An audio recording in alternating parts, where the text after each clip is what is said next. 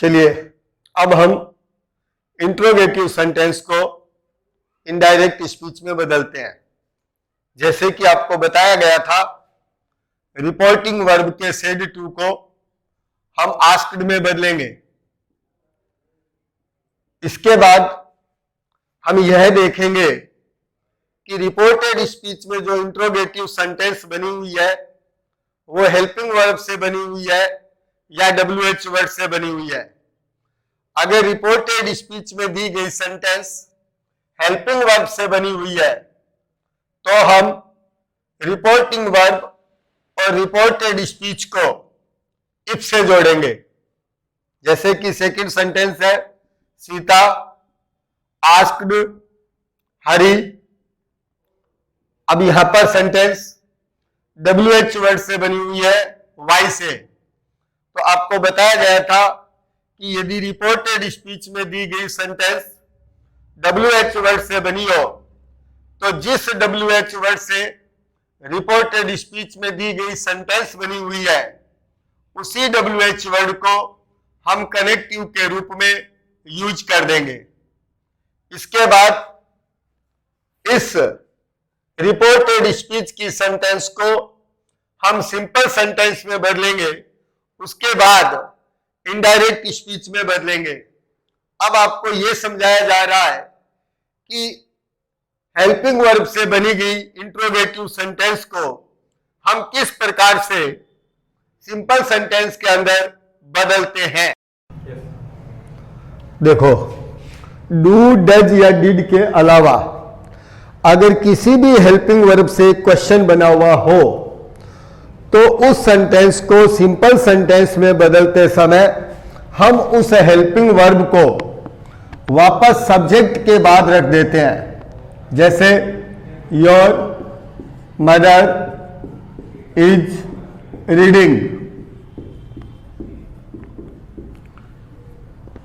Full stop, आर आ गया, सब्जेक्ट है माय फ्रेंड्स। अब इस आर को सब्जेक्ट के बाद रख देंगे तो ये सेंटेंस सिंपल बन जाएगी। जैसे my friends are playing, last में फुल स्टॉप। जैसे वोज है, सब्जेक्ट है योर ब्रदर, इसको सब्जेक्ट के बाद रख दिया वोज को, सेंटेंस बन गई your brother was reading.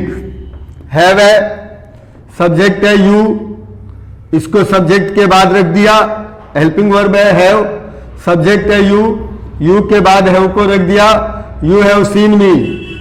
Will है, आई सब्जेक्ट है, विल को आई के बाद रख दिया, I will invite you. Can है, यू सब्जेक्ट है, कैन को यू के बाद रख दिया, you can solve my problem. देखो, हेल्पिंग वर्ब से जो सेंटेंस बनी होती है उसका क्रम होता है हेल्पिंग वर्ब, फिर सब्जेक्ट, फिर वर्ब, फिर ऑब्जेक्ट और फिर क्वेश्चन मार्क। जब अपन इसको सिंपल सेंटेंस में बदलते हैं तो इस हेल्पिंग वर्ब और सब्जेक्ट का स्थान परस्पर बदल जाता है, यानी सब्जेक्ट, फिर हेल्पिंग वर्ब, फिर ऑब्जेक्ट, फिर full stop. But be remember, helping verb यहां पर डू, डज और डिड के अलावा होनी चाहिए। जैसे यहां पर दी गई इज एम आर आ गई, वोज वर आ गई, हैज हैव हैड आ गई और मॉडल आ गए। देखो, डू, डज और डिड से बनी हुई इंट्रोगेटिव सेंटेंस को किस प्रकार सिंपल सेंटेंस में बदलते हैं। बोर्ड पर आप देख सकते हो 3 और 3, 6 सेंटेंस डू और डज से बनी हुई है। अगर आप इन सेंटेंस में डिफरेंस देखोगे तो आपको पता चलेगा कि do you like mango, do you not like mango, यानी इसमें नोट नहीं है, इसमें नोट है। सेकंड सेंटेंस भी देखोगे, does my mother cook food, does my mother not cook food, यहां पर नोट नहीं है, यहां पर नोट है।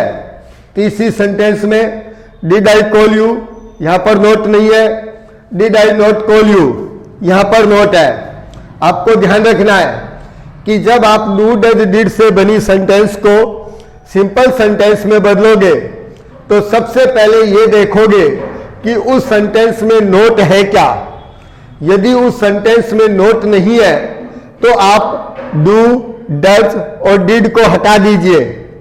फिर जो पीछे सेंटेंस आपके पास बचेगी वो सिंपल सेंटेंस बचेगी।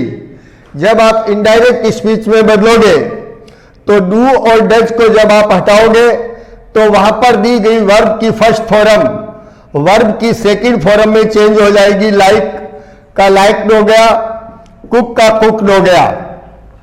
और जब आप डिड को हटाओगे तो उस वाक्य में दी गई वर्ब की फर्स्ट फॉर्म को आप हैड प्लस वर्ब की थर्ड फॉर्म में चेंज कर दोगे, क्योंकि जैसे ही हम डिड को हटाते हैं ये वर्ब की फर्स्ट फॉर्म वर्ब की सेकंड फॉर्म बन जाती है और वर्ब की सेकंड फॉर्म को अपन हैड प्लस वर्ब की थर्ड फॉर्म में चेंज करते हैं।